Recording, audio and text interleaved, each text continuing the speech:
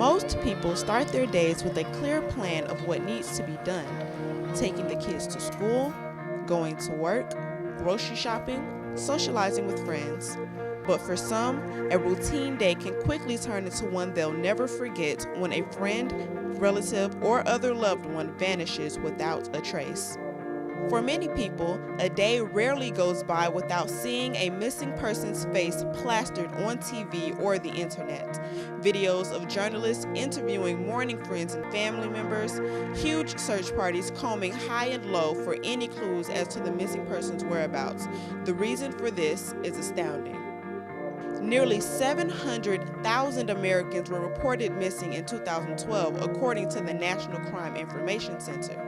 Of that number, almost 500,000 were under 18 years old. Such a large number of missing children is undoubtedly alarming.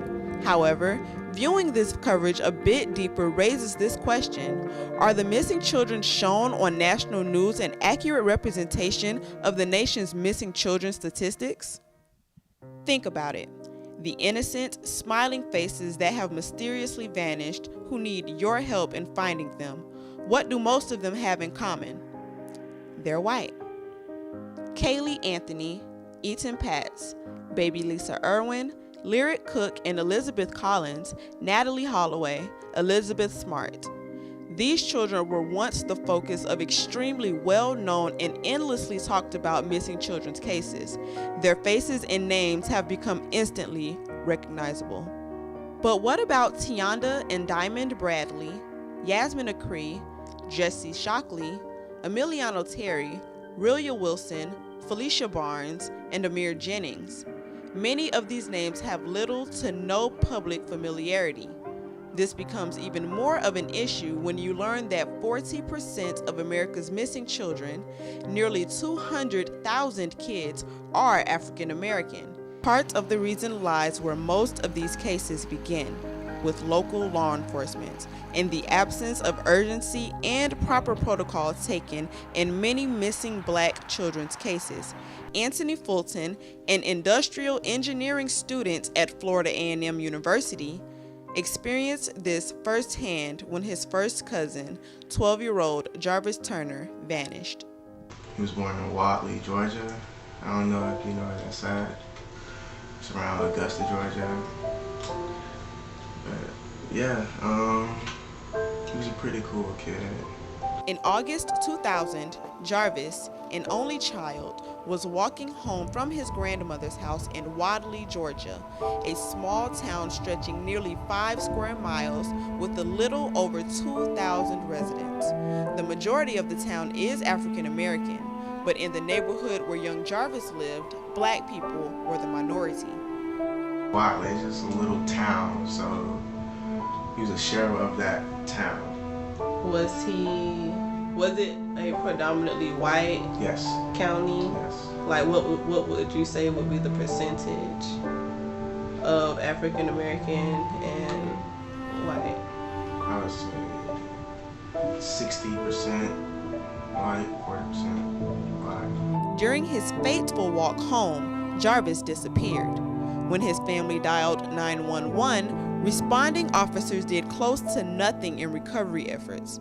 Fulton said, in retrospect, all the officers said was there wasn't any more they could do. To this day, no one had seen or heard from Jarvis.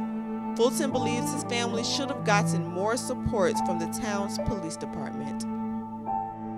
He was young. He didn't know, and they say he ran away. And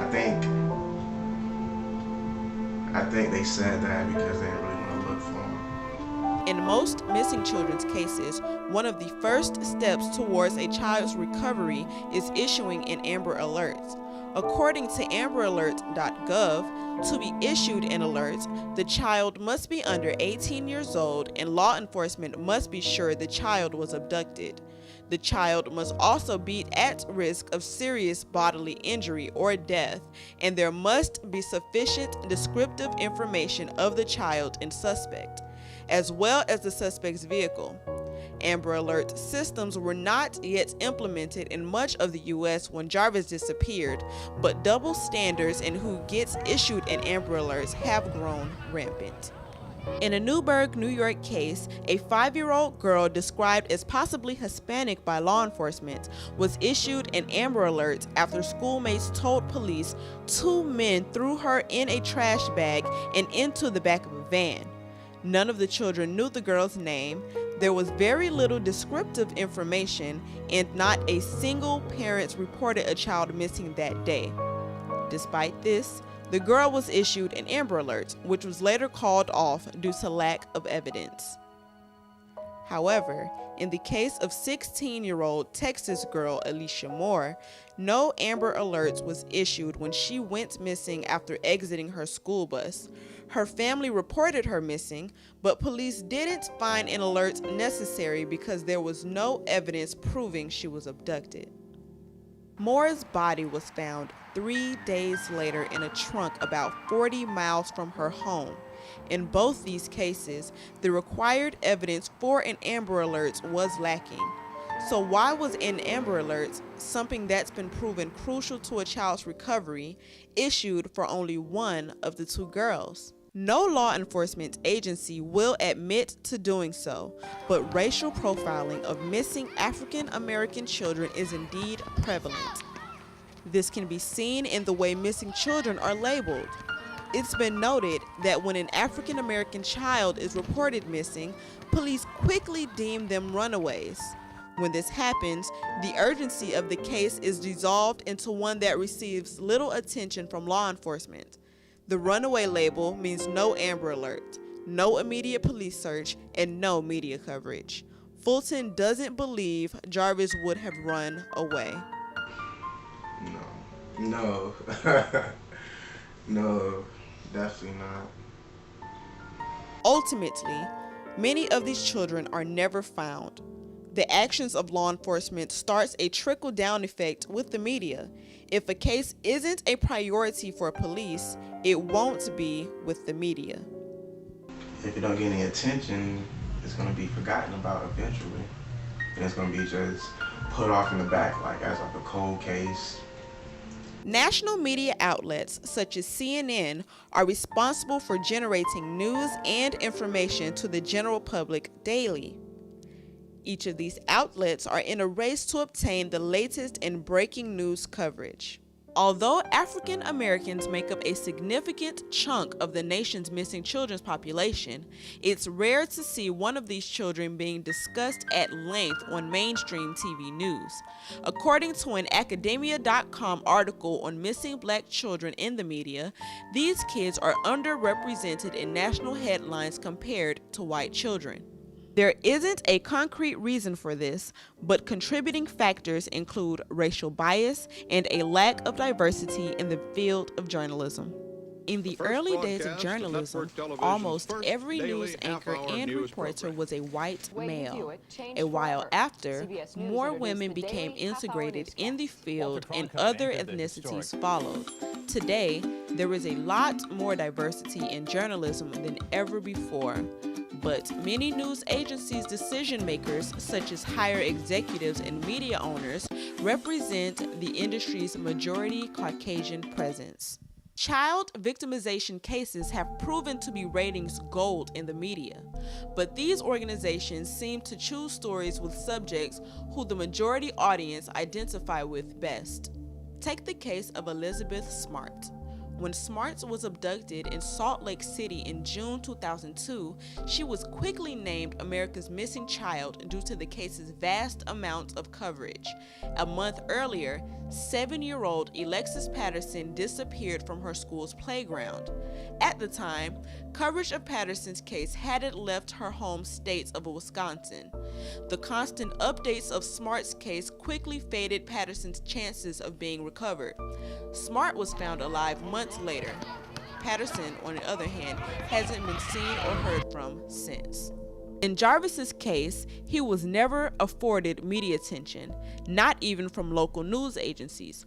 Fulton said he also wished his family did more to help. They could have did way more, because that's all they did. Race isn't the only contributing factor to African American children being ignored by the media. Journalists may deem one victim as more important than the other due to their appearance and social status. Children who are viewed as attractive have a higher probability of receiving national attention than less attractive children. The same goes for children whose families are higher up on the social ladder, as opposed to those whose families may live in a poverty-stricken parts of town. Another underlying factor for the lack of media attention is the motivation for revenue. News agencies depend on large-sized audiences for profit. They broadcast the most impactful stories with subjects who are relatable to the audience.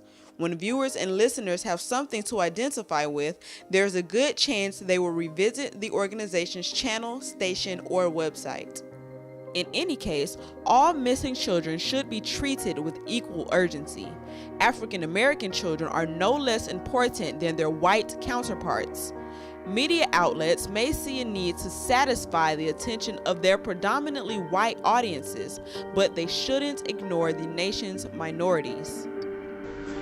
It really affected me dramatically because we were very, very close. As I said, he was my first cousin, and he looked up to me.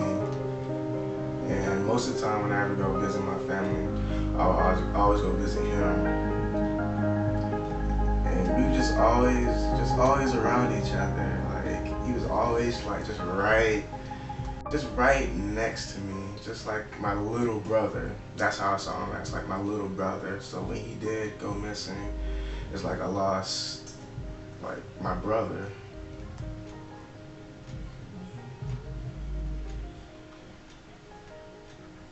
How did it affect your family?